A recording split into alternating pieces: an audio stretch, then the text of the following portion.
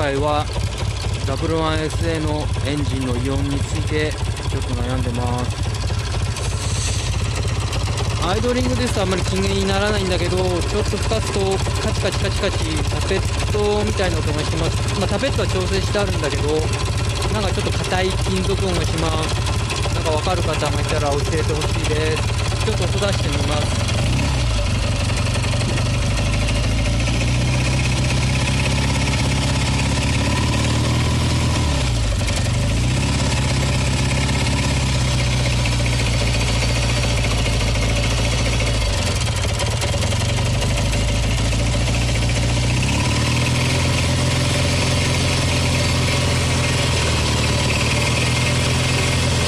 この音です。この音、カチカチカチカチって変な音。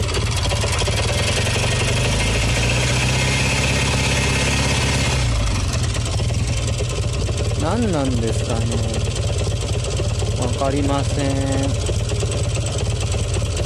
走行は全然問題ないんですね。加速もいいし、プラグの焼け色もいいし、かかりちょっと悪いです。多分これ私が下手なんだと思います。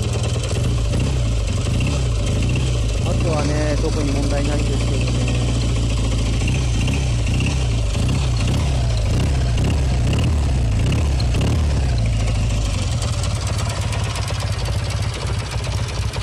なんでしょう。アイドリングはどうなのかな、低いのかな。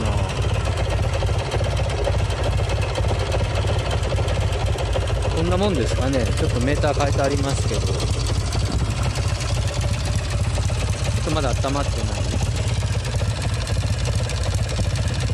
あと最近はヤフオクでキャブのフロートパッキンを買いました。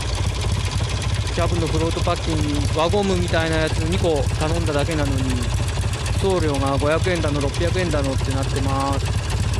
なんか詐欺みたいなものが多いです。皆さん気をつけましょう。以上です。